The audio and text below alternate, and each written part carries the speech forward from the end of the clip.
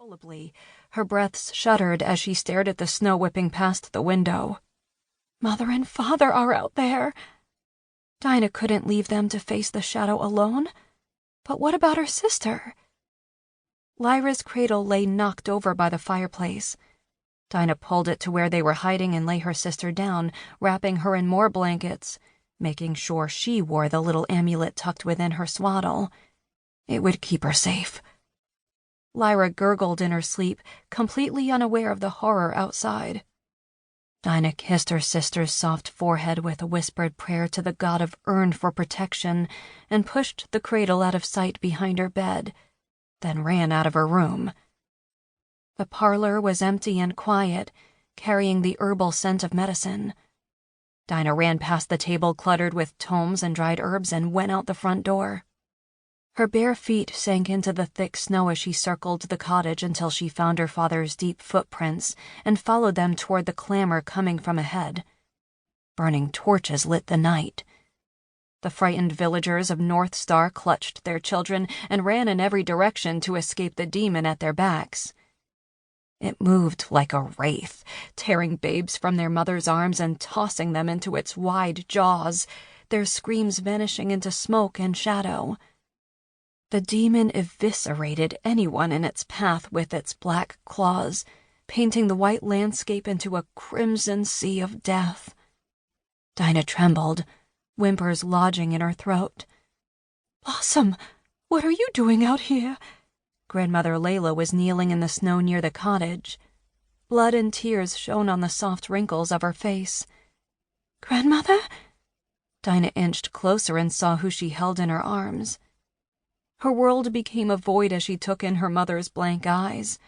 She lay lifeless in a pool of red, her abdomen torn open. "The demon!" her grandmother sobbed, holding her daughter close. "It cut her down." "Mama?" Dyna dropped beside her. "Mama!" There was so much blood. She lifted her hands over the gaping wound, struggling to remember what her father taught her about healing. Her shaking palm sparked a faint green, only to sputter out. "Please work!" She pressed on her mother's stomach and urged her power to come forth. "Work!" "Blossom, she's gone," her grandmother said. "No, I can save her. Dyna, please. She's already dead." Dyna shook her head, pulling at her hair. "No, no, no! We need to hide." Grandmother yanked her up, forcing her away from her mother's stiff body. She sobbed, flailing to get loose. "I can heal her."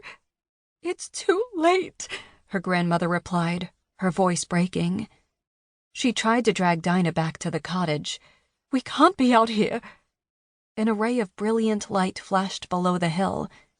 They stopped, watching as the village council members surrounded the shadow. The rare few who could wield magic threw out their hands, glowing with the color of their essence. A volley of attacks forced the demon back from striking any more children. Her father hurled powerful spell after spell, lighting up the sky. Lady Samira stood watching from a distance, gawking at the demon and the devastation it wrought. The powerful councilwoman had refused to believe the shadow would come. Now, she did nothing but stand there with her hands over her mouth, shaking her head as if this were not real. Her father waved out his arms in a circle, and a roar of green fire exploded from him in a rising wave. It barreled into the demon, launching it across the field. But it rolled to its feet and released a piercing shriek of rage. Dyna slapped her hands over her ears, cowering against her grandmother. The shadow raked its razor-sharp claws through the air, and black blades of smoke shot forth.